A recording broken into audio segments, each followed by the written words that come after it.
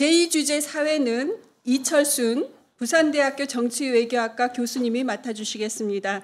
제2주제는 4시까지 진행되겠습니다. 여러분 이철순 교수님을 박수로 맞아주십시오.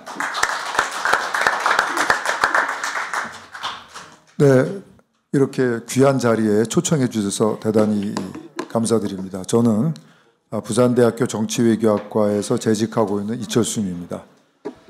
자, 지금부터 그럼 제2주제 1970년대 후반 한미관계와 유신체제 붕괴라는 주제로 시작을 하도록 하겠습니다. 그래서 이 제2주제의 구체적인 발표 제목은 1970년대 후반 한미관계와 유신체제의 붕괴, 대내 권력관계를 중심으로라는 매우 흥미있는 주제입니다. 그래서 오늘의 발표는 고려대학교 사회학과에서 재직하고 계시는 정일준 교수님께서 맡아주시기로 하셨는데요. 정일준 교수님은 저하고 개인적으로도 매우 가깝지만은 사회학자이시지만은 이 한미관계, 국제관계에 대해서도 아주 조예가 깊고 또 외국에서 여러 번 방문 연구원을 하셨습니다. 그래서 하버드 옌칭 연구소에서 박사학위 이전에 이제 프리닥을 하셨고 학위를 하신 다음에는 미국 워싱턴 주립대학에서 이제 포스트닥을 하셨고 그 다음에 아마 대만 중앙연구원에서 이제 비지팅 스칼라를 하셨고 또 그 이후에 일본 고베대, 이탈리아 베니스대 국제대에서 또 방문 교수를 하셨습니다. 그리고 한국 공공사회학회 회장, 한국 사회사학회 회장 이렇게 다양한 학회 활동을 하셨습니다. 자, 그래서 근데 정일준 교수님께서는 오늘 굉장히 방대한 자료를 많이 동원하셨기 때문에 이거를 책자를 통해서 하다 보면 굉장히 시간이 많이 걸릴 것 같습니다. 그래서 오늘 PPT를 이제 준비해 오셔가지고 일단 PPT를 발표하실 때는 저하고 토론자도 일단 들어가지 않겠습니다. 이걸 또 봐야 되기 때문에. 그리고 발표가 끝난 다음에 다시 들어와서 앉도록 하겠습니다. 그래서 지금 또 시간이 많이 지났기 때문에 한 정일준 교수님께서 한 25분? 네, 25분 정도 해주시고 그 다음에 우리 마상윤 선생님께서는 한 토론을 5분 정도에 해주시겠다고 했으니까 5분으로 하고 제 생각에는 이게 매우 흥미있는 주제이기 때문에 이 플로어에서 또 많은 토론이 있을 것 같습니다. 그래서 충분히 토론을 하고 그 다음에 끝내도록 하겠습니다. 그러면 이제 지금부터 한 25분 동안 프레젠테이션 해주시기 바랍니다.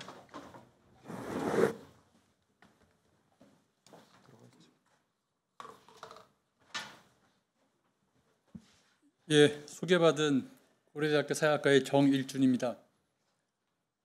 오늘 주제 제목은 1970년대 후반 한미관계와 유신체제의 붕괴입니다. 대내 권력관계를 중심으로라고 했는데요. 제가 PPT를 가져온 이유는 읽어보셨겠습니다만 이게 논문이 어떤 완성된 것이 아닙니다. 그리고 제가 이제까지 썼던 여러 편의 논문을 이제 정리한 것인데 이 자리에 계신 분들이 물론 학자분도 계시겠습니다만 그렇지 않으신 분들도 계신 것 같아서 제가 그냥 제 문제의식 그리고 이런 자료를 통해서 무슨 이야기를 하고 싶은가 하는 것을 말씀을 드리고자 합니다. 먼저 앞에서도 말씀들 하셨는데 이 박정희 시대를 왜 다시 보아야 되는가. 다 아시는 것처럼 박정희 대통령이 돌아가시고 그 후에 어떤 강요된 망각의 시절이 있었습니다. 바로 전두환 노태우 정권으로 이어졌기 때문에 이게 연속성을 많이 강조합니다만 놀랍게도 전두환 노태우 김영삼 정권에 이르기까지 박정희 시대를 정리하거나 평가하거나 계승하고자 하는 그런 움직임은 없었습니다. 그래서 이것이 학계에서 보자면 역사 해석에 굉장한 왜곡을 낳게 되는데요. 어떤 점이냐면 미국식으로 이야기를 하면 이 전통주의 학설이라는 게 무엇이냐면 한 정권이 물러나면 그 정권에 참여했던 분들, 학자들 아니면 관료들이 자기 정권에서 어떤 목표를 세우고 어떤 정책을 추진했고 어떤 성과를 거뒀다라고 약간 자화자찬이 섞이긴 합니다만 아무튼 정사를 써냅니다. 그럼 시간이 지나서 그러한 주장에 대해서 야당이나 아니면 비판적인 시각을 가진 학자들이 그런 밝은 성과만 있었던 게 아니고 이런 문제점도 있었다라고 하는 것을 비판하는 게 되게 수정주의입니다. 그러니까 수정주의는 전통주의 아니 정통주의 정론에 대한 비판이고 도전인 것이죠. 그런 다음에 시간이 더 지나서 그 정권에서 있었던 미국 같은 경우는 30년이 지나면 문서를 개방을 합니다. 그때 당시에 어떤 대내적인 첩보와 정보와 판단을 가지고 그러한 정책들을 입안하고 추진했던가, 애초에 생각했던 것과 어떤 다른 결과들이 있었는가, 어떤 교란이 있었는가, 이런 것들을 시간이 지나서 여야를 넘어서 주로 학계가 주도하는 어떤 탈수정주의적인 합의에 이르게 됩니다. 그 다음에 또 시간이 지나면서 국제정세도 변하고 국내 정권도 많이 변하면 좀 더 거리를 두고 객관적으로 그런 여러 가지 자료들을 가지고 증언들을 종합해서 탈수정주의 내지는 탈수정주의를 넘어서는 그런 연구들이 이루어지게 됩니다. 근데 한국의 현대사는 굉장히 독특한 것이 이승만 대통령이 이제 4월 혁명으로 물러나고 박정희 대통령이 12.6 사태로 또 서거하고 이런 식으로 정권이 연결성보다는 단절이 되었기 때문에 정사라고 하는 게 없습니다. 이승만 정부에 대한 자기들 정권 담당자들, 참여자들 입장에서 그 서술이 없어요. 거기에 대한 비판이 그걸 대신합니다. 박정희 정부 때도 마찬가지입니다. 그러다 보니까 정치적으로도 그렇고 역사적으로도 학문적으로도 이것을 평가하는 게 되게 어렵습니다. 어떤 문서에 기초한 평가라기보다도 이념이나 정파적으로 흐르는 해석이 많았습니다. 박정희의 부활은 제가 어떤 정설이 아니고 제가 기억하는 한에서 처음 박정희의 부활이 이야기됐던 것은 IMF 경제위기가 닥치면서 박정희 시대가 본격적으로 소환이 됐다고 저는 기억을 합니다. 그때 박정희 시대가 이제 위대한 경제 지도자로서의 박정희 상이 그때 선택적으로 이제 불려 나온 것이죠. 두 번째는 보수 정권의 위기, 천막 당사 때부터 시작되는 이 보수 정권의 위기에서 박근혜 당시 의원이 이제 일종의 구원투수처럼 등장을 하면서 정치 지도자로서의 어떤 박정희라고 하는 부분이 다시 강조가 되기 시작을 하고 그것은 박근혜 정권 그리고 박근혜 정권의 퇴진으로까지 이어지는 과정이었습니다. 근데 박정희 대통령이 지금 제가 볼 때는 세 번째 부활을 맞고 있는데 북핵 위기, 이거는 뭐 전부터 있었습니다만 북핵 위기를 맞으면서 한국의 안보 상황이라고 하는 것이 이게 만만한 게 아니다. 산업화되고 민주화되고 지구화되고 뭐 탈냉전 이후 이런 얘기를 해도 한국은 여전히 북한이라고 하는 주적이 있고 북한이 핵 무장을 한 이 조건 속에서 한반도의 안보는 여전히 위험하다라고 하는 이런 인식들이 확산이 되면서 이 위대한 안보 지도자로서의 박정희라고 하는 부분이 다시 부각이 되는 것 같습니다. 작년에 유신 50주년 그런 연구들이 있었더라고요. 제가 이거를 준비하면서 읽어봤는데 이런 것들이 종합적인 이런 측면들이 이제서야 조명이 되는군 하는 인상을 받았습니다.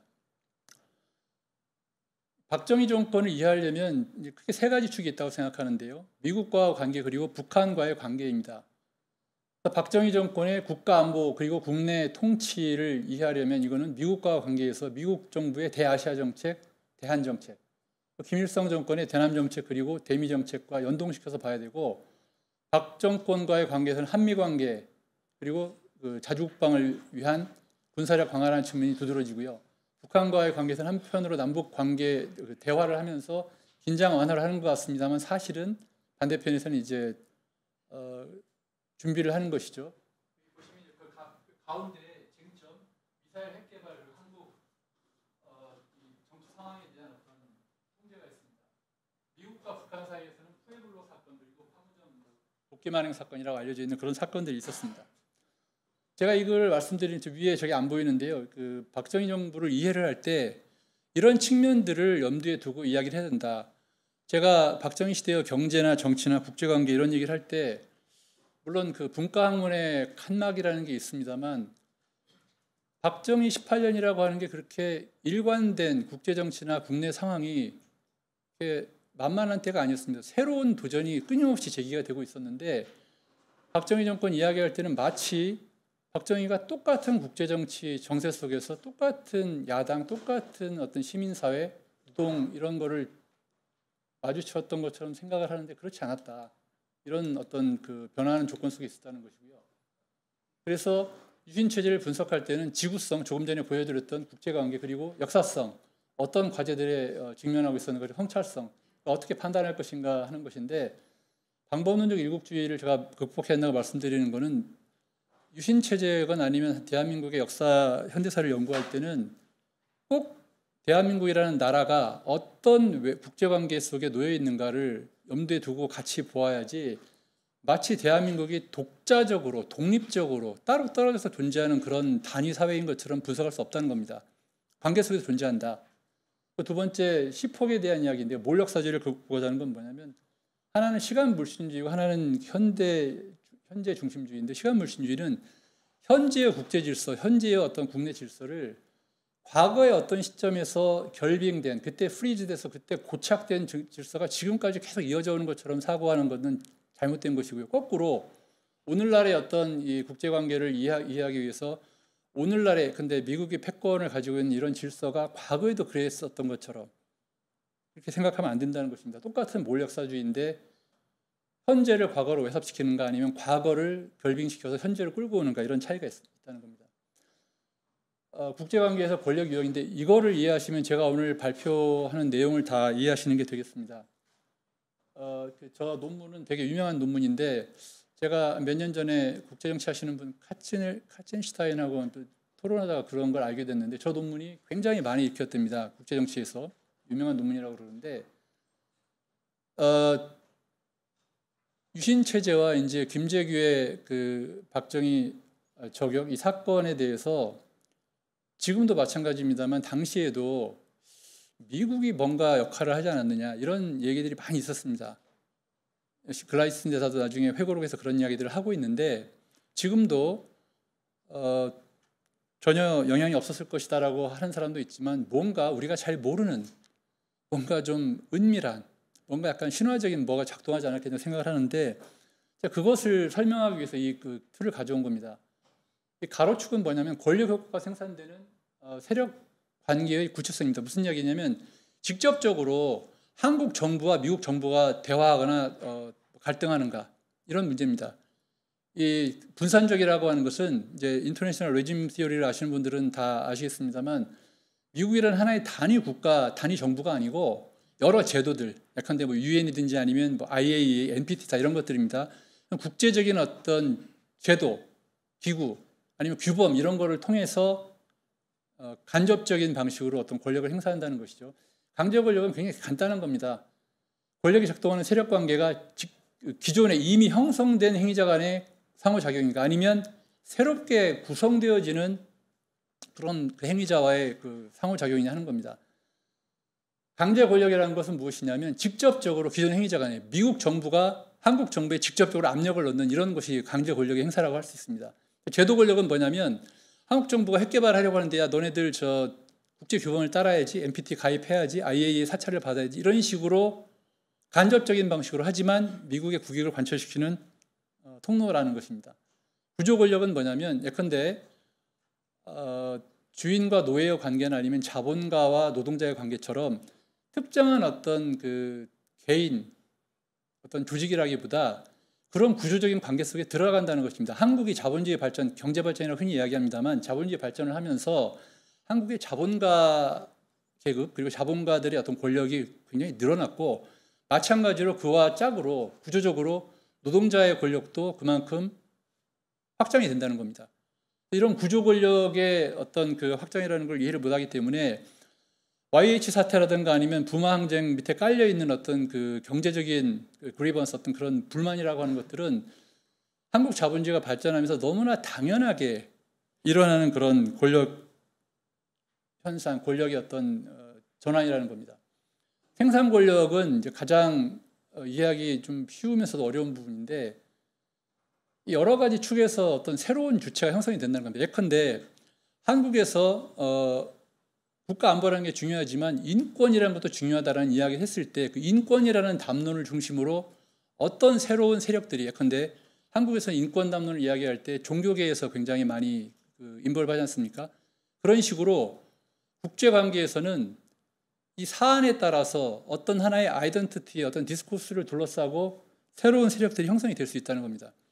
제가 이 말씀을 드리는 것은 유신체제, 특히 유신체제 붕괴 과정을 이해하려면 권력의 이런 다양한 유형을 이해를 해야 특정한 국면에서 미국이 한국에 가한 압력의 성격이 무엇인가, 그것의 효과가 무엇인가, 왜 그런 식으로 한국에서 사태가 전개가 되었는가 하는 것을 이해할 수 있다는 겁니다. 국가 정체성이 변했다는 걸, 국가 정체성이 변함에 따라서 이익에 대한 정의가 바뀌고, 그것에 따라서 정책이 바뀌고, 그것에 따라서 어떤 국가와 사회, 국가와 자본의 관계가 바뀌고 한미 관계가 바뀐다는 이야기를 하는 겁니다. 너무 어려운 이야기에서 좀 스킵하고, 그 다음 이야기는 미국이 한국에 개입을 하는데 연루하겠습니다. 이제 그 인볼브가 되는 건데, 직접적인 인터벤션, 개입이 있고 아니면 넌 인터벤션이 있습니다. 불개입이 있습니다. 미국의 국익이 축이 있는데 4.16명 같은 경우에, 그 60년 4.19 같은 경우에는 미국의 국익과 일치한다고 봤기 때문에 굉장히 적극적으로 나서서, 대사가 나서서 이승만 대통령한테 하야하라고 직접적으로 이렇게 이야기할 정도로 개입을 했습니다. 근데 5.16 때는 불개입을 합니다. 왜냐하면 거기에서 제가 논문 쓴 게 있으니까 참조를 하시고, 이들을 잘 교육시켜서 미국의 어떤 그 의도, 미국의 정책을 관철시킬 수 있는 그런 세력으로 만들 수 있다라는 확신, 그런 지렛대가 있었기 때문입니다. 뭐 잘 모르시는 분들이 많은데 군정 연장을 하려고 했습니다. 그 61년 쿠데타 한 다음에 선거를 하지 않고 군정 연장하겠다고 했더니 뭐 엄청난 압력을 가해가지고 좌절을 시킵니다. 그러면서 이제 군복 벗고 나와서 선거하는 것으로 타협이 됩니다. 아까 앞 세션에서 이 한국은 라틴 아메리카나 다른 지역의 군부 독재랑 다르다고 그랬는데, 제가 거기서 글을 하나 썼습니다만, 한국에서는 왜 군부 독재가 제도로서의 군부가 정치에 개입하지 않고 옷 벗고 나와서 개인으로서 참여를 하는가? 당연히 미국과 관계 때문이고요. 그게 가장 중요한 요인이고, 북한과의 관계 때문입니다. 아까 조금 전에도 말씀했습니다만, 북한이 일당 독재인데 남한이 일당 독재를 할 수는 없는 거죠. 명색이 자유민주주의인데. 그러니까 정당 정치의 틀을 유지를 해야 되는데, 그게 아까 말씀드린 구조 권력 차원에서 보면은 군인이 제도로서 군복을 입고 통치하는 것, 그리고 일당 독재하는 것하고 그렇지 않은 것 사이에서는 구조 권력에서 굉장히 큰 차이가 있다는 것입니다. 유신 체제에 대해서는 굉장히 불편하게 생각을 했는데, 제가 그 문서에 써놨습니다만 한번 참조를 하시고요. 박정희가 우리가 이제까지 가르치고 이렇게 이끌었던 그런 이념과 정반대의 길을 가고 있는데, 하지만 우리가 미국이 직접적으로 개입할 수 있는 힘, 레버리지가 없기 때문에 참고 봐야 되는데 다른 방식으로 여기에 접근해야 한다는 얘기를 하고 있습니다. 그래서 어떤 식으로 이제 사회화를 시킬 것인가에 대한 건데, 이것도 좀 넘어가기로 하고요. 제가 지금 여기 한 것은 중간에 군사, 정치, 경제, 문화 영역에서 미국의 영향력이 어떻게 제도화되고 확산되어 가고 있는가에 대한 이야기입니다. 자주국방 이야기가 70년대 유신체제 때입니다. 1인 독재를 제도화하고 군수산업화, 이제 흔히 중화공업화라고 합니다만 내용은 이제 군수산업화죠. 이런 식으로 이제 미국의 영향력이 사실은 전방위로 확산되고 있다라는 얘기를 하는 것이고요. 유신체제 수립 방식에 대해서 제가 보건대는 크게 4가지 어떤 해석이 있는 것 같습니다. 첫째는 제가 이제 가로축은 국가안보위기고요. 세로축은 사회위기인데, 박정희 정부는 국가안보위기 때문에 유신체제를 만든다고 이렇게 이야기를 했습니다. 하지만 실제로 발표를 할 때는 미국의 어떤 신뢰가 하락했고 이런 얘기를 못하기 때문에 두루뭉실하게 이제 세계 국제정세가 변했다 이런 식으로 얘기를 했는데, 사실은 미국의 한국에 대한 안보 관여, 그 공약을 믿을 수 없다라고 하는 게 출발입니다. 그러니까 미국이 굉장히 거기에 대해서 불편하게 생각했던 건데요. 다른 쪽에서는 뭐 위기는 없었는데 그냥 권력욕 때문에 유신체제로 간 것이다. 72년도에 체제 전환으로 해서 갈 수도 있었는데 권력욕이다 이렇게 얘기하는 분도 있고, 사회학에서 이제 80년대 했던 거는 관료적 권위주의론인데, 국가 안보 위기는 일종의 그냥 페이크고 없었는데, 사회 위기, 이 자본주의 산업화로 인한 어떤 이 심화의 위기를 관료적 권위주의 체제인 이 유신 체제로 극복하려고 한 것이다. 이렇게 이야기를 하고 있습니다. 제 박정희 공식 입장은 국가 안보 위기만 있고 사회 위기는 이제 부정을 하는 것이고요.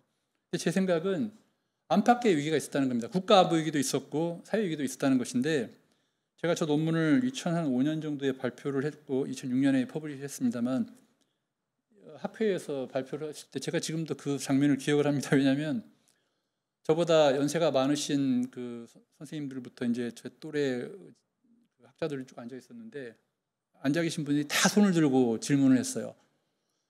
정 박사 아직 젊어서 잘 모르는 모양인데 유신 체제, 유신 선포기에 국가 안보가 있었다라고 하는 거를 받아들이는 거는 이건 완전히 그 잘못 아는 거잖아요. 반민주적인 그거를 어떤 명분 삼아서 독재 시대를 1인 독재 시대를 구축을 했는데 국가 안보가 있었다는 거를 받아들이면 어떻게 하냐 얘기를 해서 그때 제가 많이 좀 배웠습니다. 많이 느꼈는데 그걸 어떤 식으로 미국 문서를 가지고 논증하고 싶었냐면 만약에 그게 페이크였으면 국가 1인 독재체 종신체제를 만들었는데 굳이 미국과 마찰을 빚어가면서 그렇게 핵무기 개발하고 미사일 개발하고 자주국방하려고 할 필요가 없었다는 거예요. 그 이후에 계속된 미국과의 마찰 나중에 결국은 타협을 했습니다만 그래서 이거는 대통령으로서 그런 국가 안보 위기를 진짜로 느끼고 있었구나라고 이제 이야기를 하는 겁니다. 하지만 그렇다고 해서 제가 논문의 부제가 이제 민주주의 없는 국가 안보주를 추구했다는 것인데 저는 민주적인 길도 가능했다고 생각을 합니다. 그 길만 그 유신 체제만이 국내 위기에 대한 유일한 어떤 대응 방안이었다고 생각하지 않습니다. 근데 하지만 국가 안보 위기를 박정희 대통령과 그 측근들이 느끼고 있었다. 거기에 대응하기 위한 여러 가지 노력을 기울였다라는 이야기를 하고 싶었던 것이고요. 이런 것을 유신 체제의 성립과 성격을 어떻게 보냐에 따라서 이 붕괴 과정을 설명하는 방식도 좀 다르다고 생각합니다. 이제 그 앞에 이야기는 줄이고 한미 갈등과 내치 위기가 중첩이 되면서 유신 체제는 그게 김재규의 저격에 의한 방식이건 아니면 부마 항쟁에 의한 전국 계엄 확산에 의한 이게 부산뿐 아니라 서울 대도시로 옮겨가면서 아마도 80년 광주 같은 사건이 그 다른 지역에서 서울이나 아니면 뭐 부산 이런 지역에서 벌어졌을 거라 생각을 하는데 역사는 가정이니까요.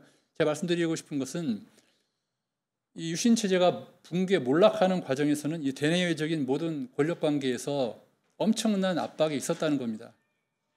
그것을 유신 체제가 지속되기는 좀 어려웠다고 생각을 하고요. 제가 이거는 약간 그 방법론적인 이야기인데 현실 세계 존재의 세 가지 영역이라고 말씀드리는 건 약간 좀 건방진 얘기일 수 있는데 이거는 이제 그 비판적 실제론자들의 인식론입니다. 제가 지난주에도 그 구리에 가서 구리랍니다. 구미 박 대통령 그 생가에 가서 강연을 하고 왔는데 많은 분들이 그 자신들의 경험에 입각해가지고 그때 어떤 일이 있었고 그걸 어떻게 이해를 해야 된다고 말씀을 하십니다. 저는 그거를 부인하지 않습니다. 부정하지 않습니다. 오늘도 김정남 선생님 그 말씀 들으면서 참 많이 배우고 그때 그렇게 힘들게 이렇게 운동했던 분들이 보건대 그 유신체제라는 게 도대체 무엇이었을까? 그리고 지금도 유신체제면 무조건 어떤 악의 화신인 것처럼 생각하시는 분들이 많고 얼마 전에 제가 이해찬 전 총리 회고록을 읽었는데 그분의 어떻게 보면 정치 여정이 이제 반 유신 투쟁으로부터 출발을 해서 그렇게 이야기하는 걸 보면서 와 이게 정말 한쪽에서는 박정희 없었으면 한국 현대사가 없었다고 생각하는 분들이 있고 또 한쪽에서는 그것 때문에 반독재 투쟁을 하면서 오늘날의 민주한국 대안이 있었다 이렇게 생각하시는 분들이 있어서 조금 이것을 넘어서는 경험을 좀 넘어서 어떤 사건들이 한반도를 둘러싸고 한미 간에 남북 간에 아니면 이 베트남에서 대만에서 아니면 이란에서 칠레에서 필리핀에서 어떤 일이 있었는가를 사건을 좀 봐야 되겠다는 것이고 더 나아가서는 사회 기제 그런 일들이 벌어지고 있는 사회 기제 경험을 넘어서 사건을 넘어서라는 게 사실은 다 그것을 딛고 그 위에서 이해를 한다는 것이죠. 사회 기제를 이해해야 된다는 것입니다. 조금 전에 이야기하면서 유신 체제의 어떤 그런 기제가 계속 이어지는 것도 있는 것 같다 아니면 많이 변한 것 같다고 얘기를 했는데 변한 것도 있습니다만 변하지 않은 게 있습니다. 가장 큰 게 한미 군사 동맹입니다. 유신 체제 때도 제가 그 뒤에 논문에 번역해 놓은 것들이 있습니다만 한번 참조해 보시면 박정희 정부에 대해서 인권 탄압이라든가 반민주적인 데서 계속 압력을 가하면서도 이게 결코 박 정권을 반기하겠다는 게 아니다. 안보적으로는 계속 끌어안고 가겠다는 얘기를 계속 합니다. 그래서 박정희의 죽음을 권력관계에 놓고 해석해야 되겠다. 유신체제의 해석을 경험과 사건을 넘어서 국제 국내의 기제, 권력관계의 변동을 중심으로 해석해야 되지 않겠는가. 그래서 위대한 경제 지도자, 정치 지도자, 안보 지도자 이런 얘기를 할 게 아니고 당시 어떠한 대내의 조건에서 그런 성과를 거뒀는가 아니면 그런 한계에 봉착했는가 하는 것을 보는 게 필요하겠다는 것입니다. 그래서 박정희 대통령이 맞서서 싸웠던 그 현실, 그리고 그가 꿈꾼 나라가 어떤 것이었고 그게 어떻게 대내외적인 힘들에 의해서 권력관계에서 좌절되어 갔는가 하는 것을 보는 게 필요하겠다라는 것입니다. 그래서 이제 그 어떻게 성찰할 것인가, 박정희 죽음과 권력관계고 이게 같은 총체에 접근을 하자면 지구성, 역사성, 성찰성인데 미국, 북한과의 관계, 그리고 야당의 도전, 노동 문제의 대두, 그리고 시민의 봉기, 그리고 김재규 중앙정부 부장의 그 행동을 어떻게 볼 것인가 하는 문제입니다.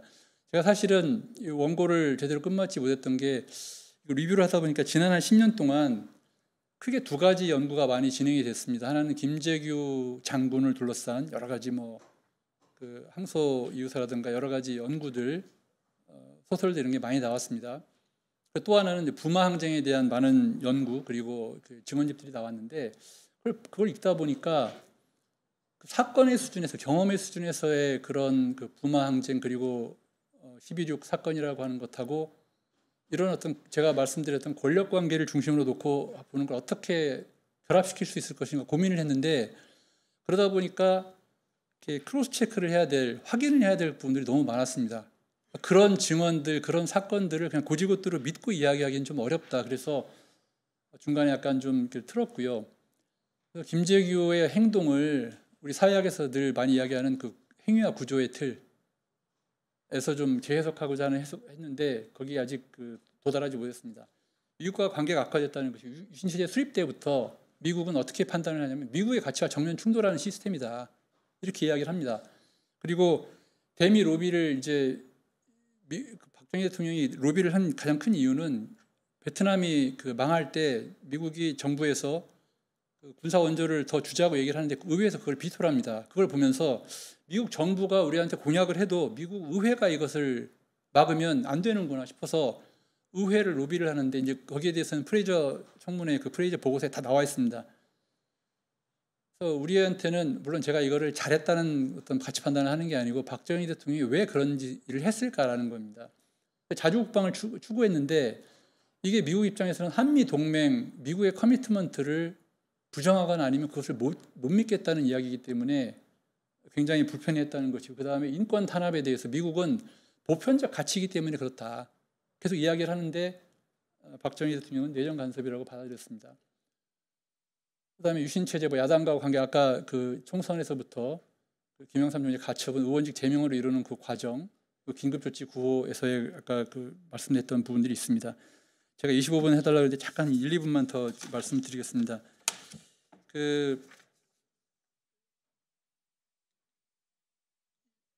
김영삼 총재가 이제 인터뷰를 하는데요.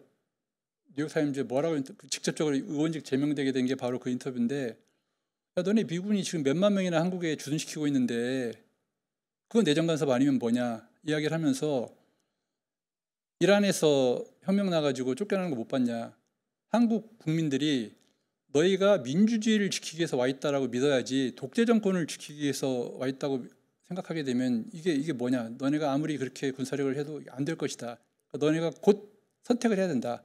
민주주의를 지킬 것이냐, 독재 정권을 지킬 것이냐 선택을 하라, 이렇게 이야기를 합니다. 그러니까 그걸 이제 듣고 이제 박 대통령이 이제 노한 거죠.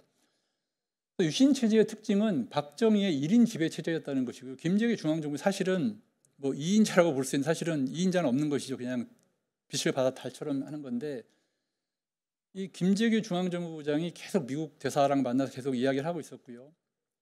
이제 그 미국 사주설이 나온 근거죠. 그다음에 야당과 관계인데 계속 온건파, 그러니까 대화를 계속 추진을 합니다. 차지철 경호실장은 다르죠. 국민과 관계에서 아까 왜 그렇게 야수의 심정으로 쐈는가 하는 부분인데, 부마 봉기 있을 때 거기를 직접 내려가서 그 현장을 다 탐방을 합니다. 박흥주 비서실장인가 같이 내려가서 보는데, 갔다 와서 이제 어떤 건의안을 올리는데 당시에 그 김재규 중앙정부부장한테는 선택지가 저는 없었다고 생각합니다. 곧 경질될 그 타이밍상 그랬고요. 며칠 있으면 이제 곧 쫓겨날 그 타이밍이었고, 그 다음에 자기가 이게 강경책이 통해 가지고 잠시 진압이 돼도 이게 중장기적으로 이렇게 서스테이너블하지 않은 그런 체제고, 만약에 강경 진압을 하게 되면 자기도 책임을 면할 수 없는 거죠. 이란 혁명에 대한 이야기를 김영삼 총재도 언급을 합니다만, 당시에 다 보도가 돼서 이란 혁명이 났을 때 맨 먼저 혁명 수비대에 의해서 가장 먼저 총살을 당한 게 그 이란의 팔레비 정권의 중앙정보부장이었습니다. 그런 걸 다 보면서 김재규가 어떻게 죽을 것인가에 대한 판단을, 그런 고민을 했을 거라고 생각을 합니다. 그래서 제가 이제 말씀드리고 싶은 끝으로, 박정희 그리고 유신 체제를 우리가 오늘날 비판하고 아니면 그것으로부터 어떤 교훈을 얻을 것인가. 박정희 대통령이 당시에 국가 안보와 경제 번영과 시민의 자유를 어떻게 통치할 것인가를 고민했던 이것을 오늘날 우리가 우리 현재를 어떻게 통치할 것인가라는 이런 고민으로 받아야 되는 게 아닌가라는 말씀입니다. 국가 질서에 대한 민주냐 반민주냐라는 그런 이분법으로 현대사를 이야기하는데, 저는 자유주의냐 아니면 정치 혼란이냐라는 이런 축이 있다는 것을 좀 말씀을 드리고 싶고요. 그래서 마지막으로 말씀드리고, 이거는 이제 미국 내셔널 아카이브에 써 있는 이야기인데, What is past is prologue. 과거란 게 뭐냐? 과거는 단지 시작에 불과하다 것입니다. 저희가 왜 유신체제를, 유신시대를 연구하는가? 그때 박 대통령이 당면했던 그런 과제가 지금 해결된 게 아니고, 마치 엄청나게 많은 먼 길을 돌아온 것 같지만 동일한 과제를 우리가 안고 있는 것이고, 우리가 어떻게 대응할 것인가 해서 우리 나름대로의 답변을 내놔야 된다는 것입니다. 그때 박 대통령이 고민했던 그 지점에 대해서 우리가 어떤 깨닫게 되고 그것을 넘어설 수 있는 방안을 내세울 수 있을 거라고 생각을 한다는 것이고요. 그래서 제가 그 논문을 쓰면서 맨 마지막에 박정희 대통령이 굉장히 고독한 지도자였다 이런 표현을 썼는데, 그 편집을 하면서 그걸 지워달라고 해서 제가 이제 지운 기억이 있는데, 좀 공과를 넘어서 어떤 한 시대를 이끌었던 지도자로서 그 대통령이 그때 어떤 문제들을 가지고 고민했는가, 답변이 해답이 다 옳았다는 얘기는 아닙니다만 그런 어떤 문제 상황, 그런 도전에 직면해 있었다라는 것을 인식하는 게 어떤 그 유신체제의 수립과 붕괴를 이해하는 출발점이 아니겠는가 하는 관점에서 발제를 해드렸습니다. 감사합니다.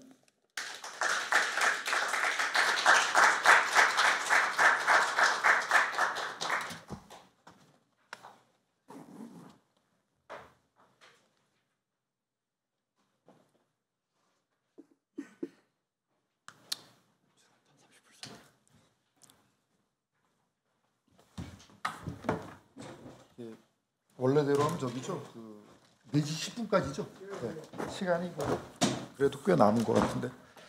하여튼 굉장히 그 유신 체제에 대한 굉장히 다차원적인 분석이고, 단순히 민주 대 반민주, 안보 대 인권 이런 이분법적으로 보는 것을 지향하자. 그다음에 굉장히 인상 깊었던 거는 이제 일국 중심주의, 일국사를 뛰어넘어서 국제관계 속에서 유신 체제를 봐야 된다는 거. 그다음에 그 비슷한 면에서 지구성, 그다음에 역사성, 성찰성, 역시 그 사회학자로서 정치학자들의 시각을 좀 뛰어넘는 그런 부분이 있는 것 같습니다. 자, 그래서 이제 오늘 발표하신 거 보면 사실은 원고에 쓰신 거보다는 더 포인트를 잘 잡혀 머릿속엔 잘 들어오는데, 우리 마상현 선생님께서는 이제 현장에서 들으신 게 있기 때문에 토론의 장점을 잡기가 또 쉽지 않을 것 같은데, 근데 우리 마상현 선생님도 제가 알기로는 이제 유신 체제에 관해서 아주 훌륭한 그 논문을 쓰셨죠. 그 당시 그 박정희가 어떻게 안보 위기를 느꼈는가를 미국의 자료를 아주 꼼꼼히 읽으시고, 근데 그때 제 기억으로는 그때 박정희 대통령이 주관적으로는 그래도 안보 위기가 분명히 있었다고 느꼈다. 그러니까 정인춘 선생님 말씀처럼 그 페이크는 아니었다. 근데 그게 그랬다고 유신 체제가 옳았다 이런 얘기는 아닌데, 뭐라든지 이렇게 위기 의식이라는 건 상당히 주관적인 거니까. 근데 제 기억으로는 이제 그렇게 읽었던 기억이 납니다. 그래서 이제 토론은 이제 마상윤 선생님께서 해주시겠는데요. 마상윤 선생님은 현재 그 가톨릭 대학 그 국제학부에 재직하고 계시고, 무엇보다도 중요한 건 이제 내년부터 한국에 아주 권위 있는 2대 학회인 한국국제정치학회의 회장으로서 역할을 이제 수행하실 거고, 그다음에 무엇보다 또 중요한 경력은 현재 그 외교부에서 정책기획관, 외교전략기획관 이런 걸 하시면서 외교 실무 일선에서 이 국제 정치를 굉장히 많이 다루고 있는 그러한 학자다 이런 말씀을 드리겠고, 그 다음에 이제 미국의 아주 저명한 연구소죠, 그 브루킹스 연구소하고 우드로 윌슨 센터에서 비스팅 스칼라로 다녀오셨고, 또 스웨덴의 전략개발 정책연구소 방문연구원을 이제 수행하셨습니다. 자, 그럼 지금부터 마상윤 교수님의 그 토론을 듣도록 하겠습니다. 네, 방금 소개받은 마상윤입니다.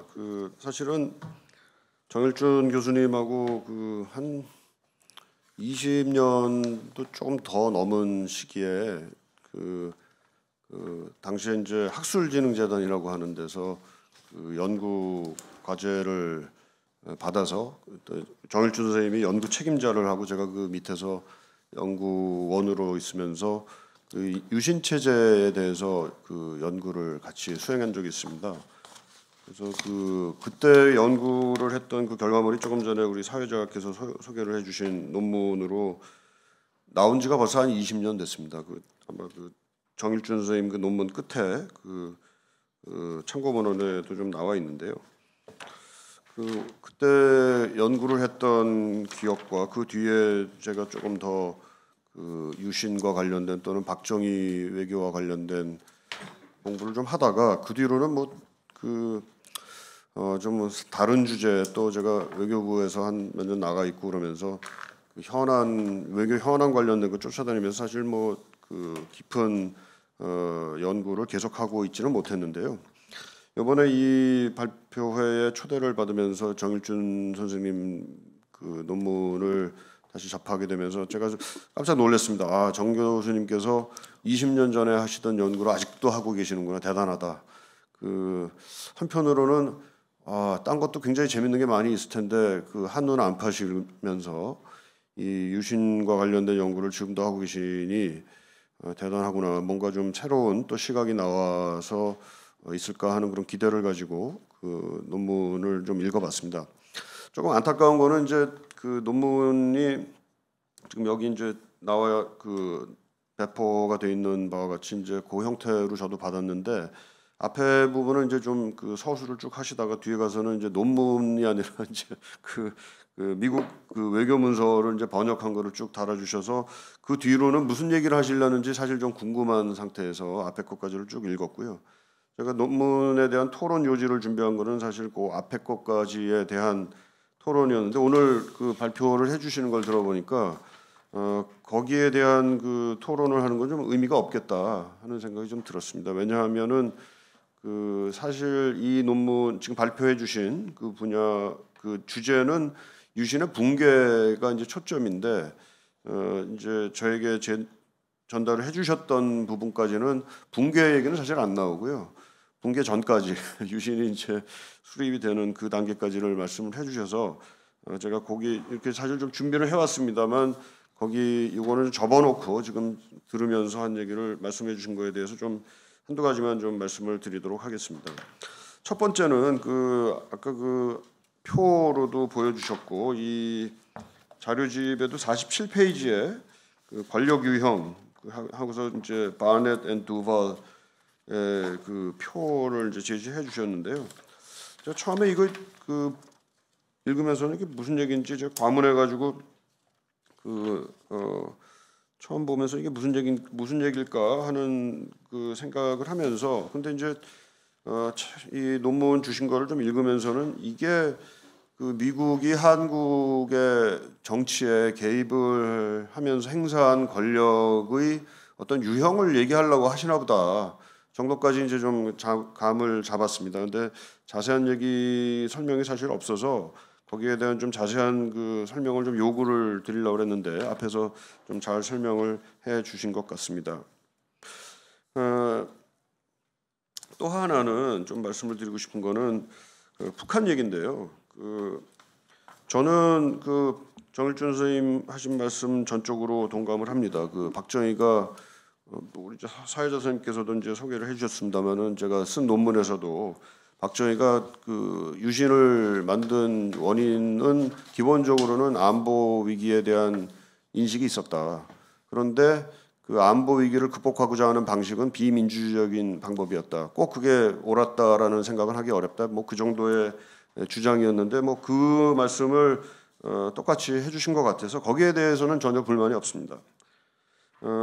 또 사실 뭐 불만이라기보다도 근데 제가 그 당시에 북한은 어땠는가 하는 걸 다 좀 궁금해져가지고 그 뒤에 좀 제가 좀 그 연구를 좀 해본 적이 있는데요. 그 김일성이 그 외국 지도자들하고 그 뭐 면담을 하고 뭐 해서 이제 했던 그 기록들이 이제 냉전이 끝나면서 그 공개가 되고 그래서 또 그게 영어로 번역이 되고 그래서 그 미국의 우드로 윌슨 센터 같은 데서 그걸 번역해 가지고 그 이제 제공을 하고 있는데요. 거기에 나온 것 중에 굉장히 그 적나라한 표현이랄까요? 그런 게 나오는 데가 그 루마니아의 차우체스코를 만나 가지고 김일성이 대화하는 장면이 나옵니다. 한 73년 뭐 그 어간이었던 것 같은데요. 읽어보면은 김일성은 한국 사회를 뒤흔들려는 의도를 가지고 있었구나 하는 게 나옵니다. 그러니까 그 한국 사회 그러니까 뭐 남조선 혁명의 그 남조선 혁명을 위한 그 민주주의적인 그 혁명 역량을 강화해서 결국은 한국 사회를 정치적으로 뒤집고자 하는 그런 의도가 있었다라는 걸 알게 되는데요. 그 김일성의 의도가 있었다는 것이 김일성의 말로서 확인이 되기 때문에 당시에 박정희가 느꼈던 안보 위협이라는 것은 실제 했다라고 인식을 할 수밖에 없습니다. 그런데 김일성이 그 남조선을 정치적으로 뒤엎으려고 했던 그런 방법은 사실은 민주주의 역량을 뭐 북한식 표현으로 하면 민주 역량을 강화한다는 거였거든요. 그 얘기 뭐냐면 그 북한에 동조하는 또는 남한에 있는 정부에 반대하는 세력을 키워주겠다는 얘기였습니다.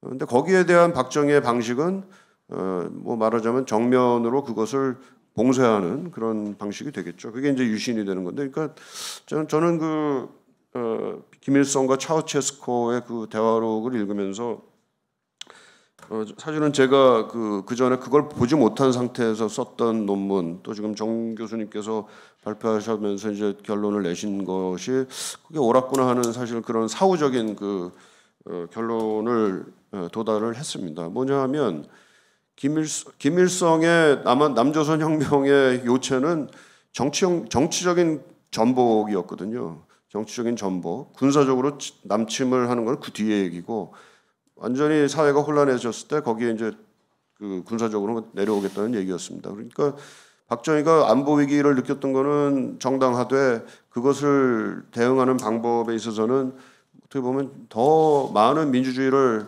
허용했던 것이 어떻게 보면 전공법이 됐을 터인데 일단은 급한 대로 그 안보를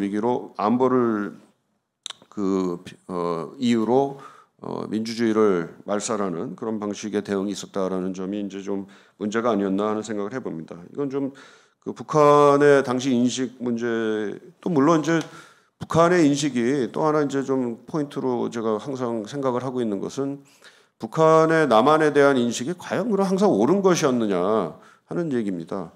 차우체스코하고 나눈 대화를 보면은 북한이 굉장히 자신에 차 있었습니다. 뒤집을 수 있다. 혁명 역량을 강화하면은 뭐 이거는 곧 뒤집힐 수 있다. 물론 그러다가 이제 그 73년에 남북 대화를 관두게 되는 시점에 가면은 박정희가 지금 그 권위주의를 강화해서 그게 좀 어려워져서 대화를 더 이상 할 필요가 없겠다 이렇게 생각을 한 건데요. 그 정권을 보면 뒤집을 수 있다라고 생각을 하는 거거든요.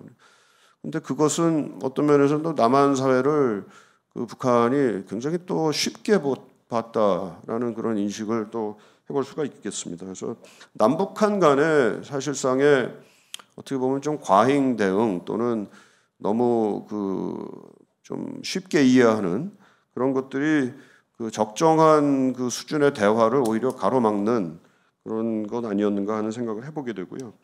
그 이제 오늘날에 있어서도 결국 안보와 민주주의의 균형을 잘 잡아야 된다라고 생각을 하는데 그 점을 잘 지적을 해주셨다고 보고요.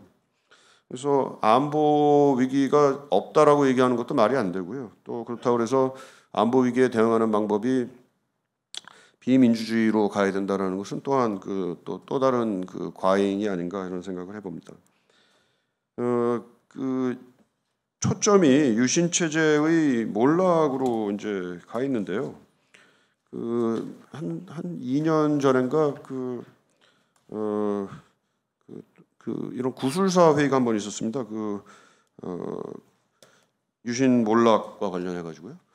그래서 그때 김재규 부장을 변호하셨던 홍 무슨 변호사신데 나와서 홍성우?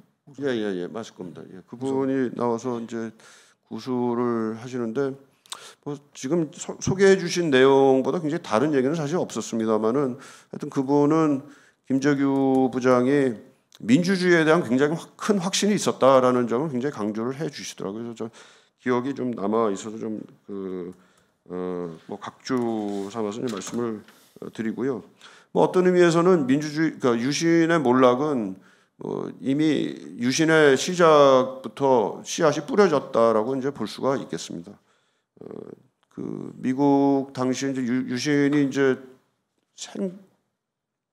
선포가 되는 그 당시에 제가 기억하는 하나의 미국 대사관의 정부 공사가 워싱턴에 보낸 전문 내용이 하나가 생각이 되는데 불필요한 방법으로 지금 대응을 하고 있다, 안타깝다라는 얘기를 하는 걸 보면서 미국과의 관계는 굉장히 좀 어려워질 수밖에 없겠구나 하는 전망을 할 수가 있었겠죠. 그리고 그 이후에 계속해서 이제 미국과의 갈등이 일어나는 내용을 정 교수님께서 또 잘 설명을 해주셨고요.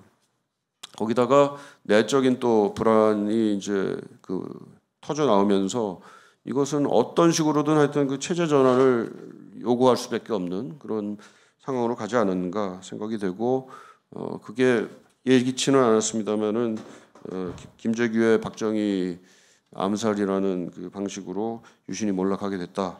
뭐 그렇게까지는 말씀을 드릴 수가 있어요. 정말 죄송합니다. 이게 좀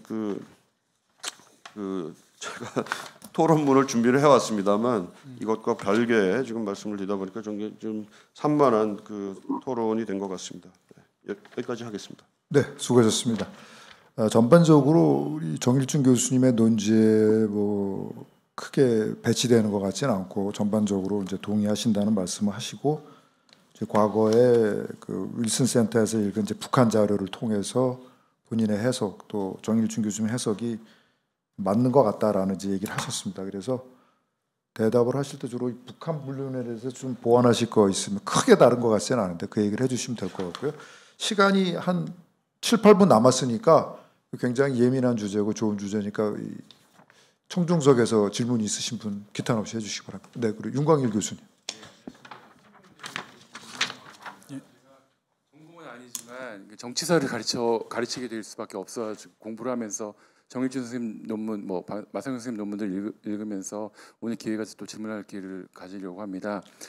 아무래도 이게 정치학에서 접근하는 이 유신 체제의 붕괴 또는 시발점에 대한 것을 이제 미국과의 관계를 가지고 얘기하는 것을 피할 수는 없겠죠. 그래서 주로 이제 안보 말씀해 주시고 이제 마상현 선생님은 북한을 말씀해 주셨는데 제가 오히려 논의에서 부재가 더 눈에 띄는 부분이 뭐냐면은 제가 읽어본 역사학자들은 현대사학자들은 이 경제 위기 측면을 많이 말을 하는데 그러니까 어떻게 보면 이제 이게 모든 걸 다 다룰 수가 없기 때문에 그냥 편의상 선택을 안 하신 건지 예를 들면은 8.3 조치라든지 그다음에 유신의 또 붕괴를 가져온 것 자체가 그 당시 이제 중동 위기라든지 안정화 대책을 미국에서 요구하는 것들 들어주지 않았다라든지 이런 논의들이 있었는데 그 부분이 언급이 안 된 그 이유가 무엇인지 좀 개인적으로 궁금해서 여쭤보고자 합니다. 네, 고맙습니다. 네, 또 네, 이종구 선생님.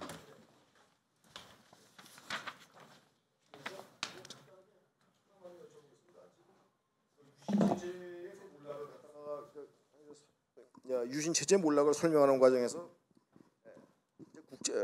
국제 관계를 갖다가 강조해야 된다고 저도 100% 찬성입니다. 그런데 여기 국제 관계에서 이제 좀 이게 제가 정책은 잘 모르는데요. 무식하게 얘기를 하면은 이제 말하자면 미국 정부라는 저 공식적인 이제 파트너를 갖다가 주로 이제 국제 관계의 그 상대방으로 이제 놓고서 이제 말씀을 하시는데, 실질적으로 그 당시에 유신 시대에 있었던 이제 아직까지 국내에서 널리 공유되지 못한 사실 중에 하나가, 해외에서 한국의 저 재미 한인 동포라든가 뭐 독일이라든가 이런 쪽에서 재외 한인 동포들의 그 민주화 운동이라는 것이 굉장히 치열하게 전개되었고, 또 특히 미국이나 일본 지역 같은 데서는 자국 정부, 일본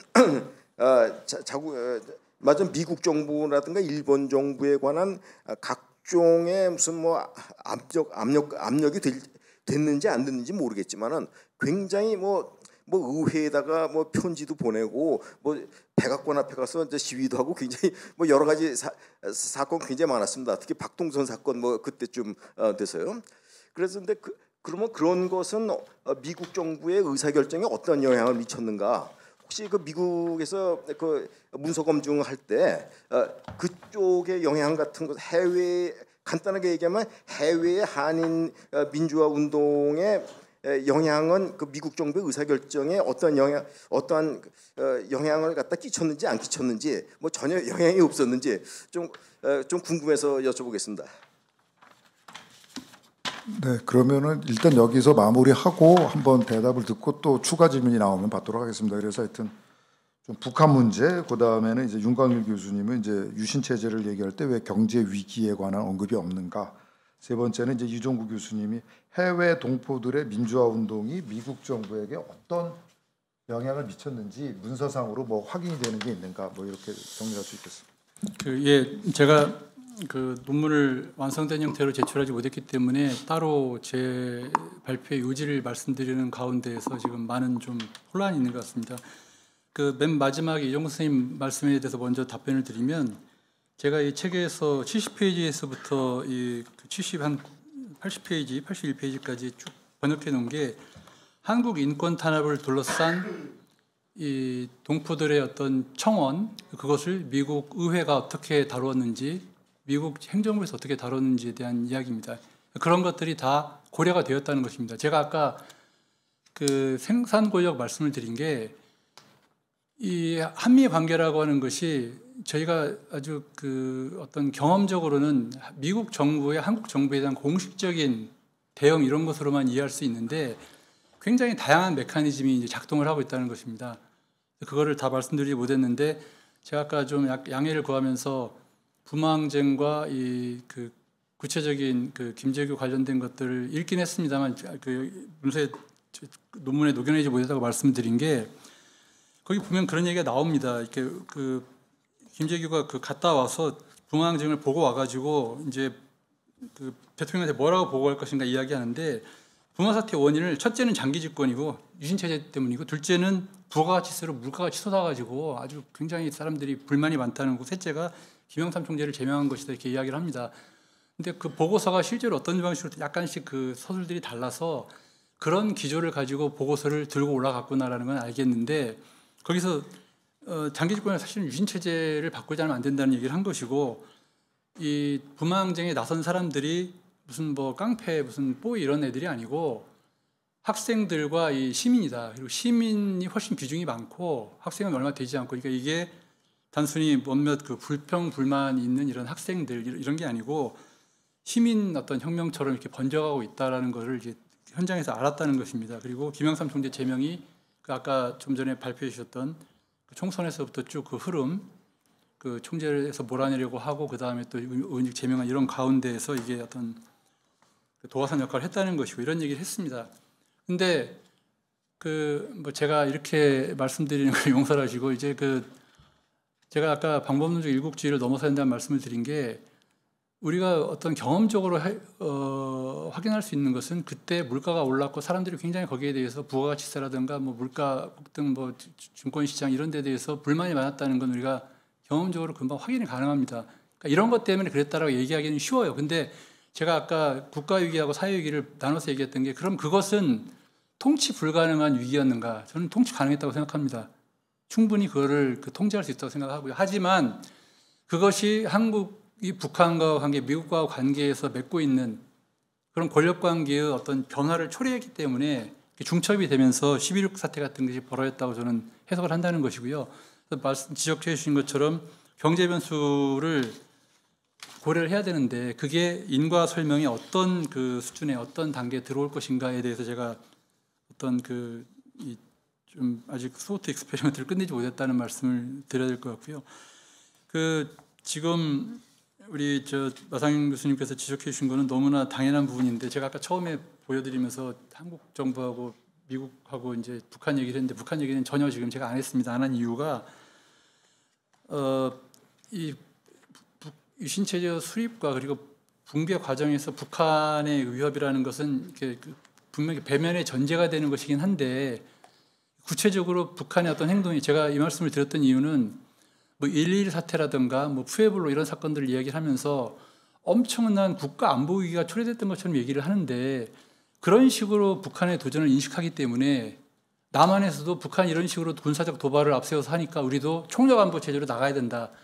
이런 것이 박 대통령이 대한민국 대통령이었는데 우리 체제가 가지고 있는 강점, 민주주의라고 하는 것이 어떻게 국가 안보를 강화시킬 수 있는가. 그리고 결국은 안보라고 하는 것은 민주주의 없이 담보될 수 없다라고 하는 데 대한 민주 대한민국의 대통령이긴 했지만 이분의 어떤 통치 철학이라든가 그 통치 방식은 상당히 시대착오적이었다고 생각을 합니다.